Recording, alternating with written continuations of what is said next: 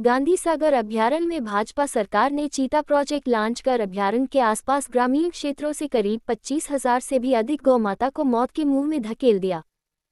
अभयारण्य के पास किसानों का बड़ा दूध उत्पादक व्यवसाय रहा है, लेकिन दुर्भाग्य से यह व्यवसाय भी ध्वस्त हो जाएगा। 25,600 हेक्टेयर जमीन अधिग्रहित कर लोहे की जालियां लगाकर चीतों को छोड़ दिया है, जो गौमाता के साथ अन्याय है।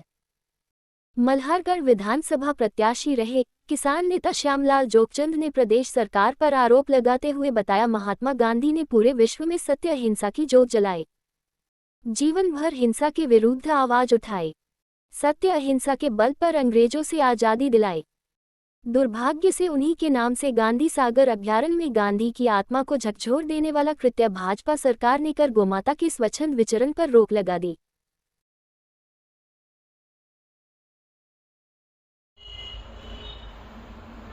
मध्य प्रदेश के हमारे मंदसौर जिला गांधी सागर अभयारण्य में भारतीय जनता पार्टी की सरकार अभी एक चीता प्रोजेक्ट लेकर के आई। मैं सोचता हूँ इससे ज़्यादा दुर्भाग्यपूर्ण बात क्या हो सकती है कि वो अभयारण्य जो है वो पूरे विश्व के सबसे बड़े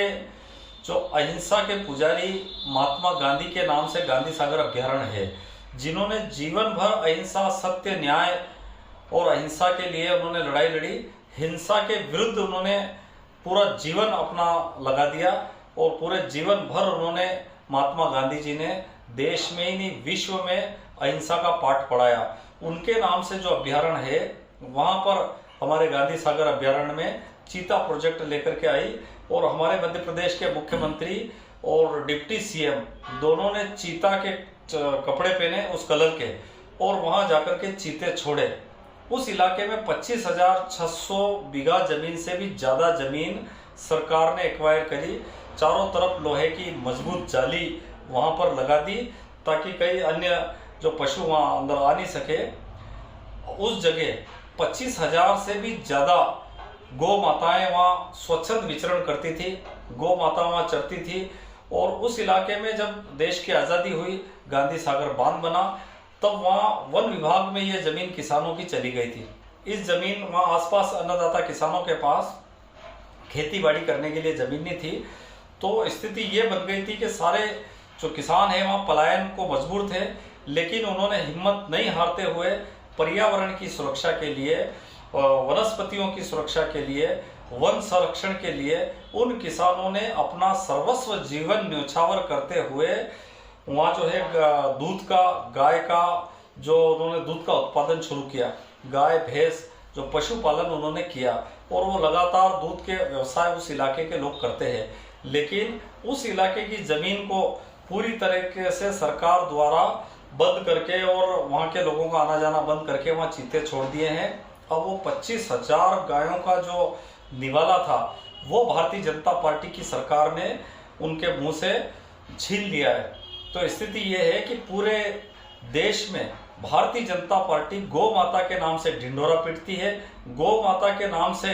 जो वो दंगे करवाती है, गौ माता के नाम से पूरे देश में गौ माता का नाम देकर के काम करती है, लेकिन 25,000 गायों को वहां से निकाल दिया। यह दुर्भाग्यपूर्ण है। कल मैं वीडियो देख रहा था तो गायों को निकाल करके वहां से लकड़ियों से, डंडों से कर्मचारी उनको गौ माता को वहां से भगा रहे थे और चीते का जश्न मना रहे थे। अब मुझे ये नहीं लगता है कि भारतीय जनता पार्टी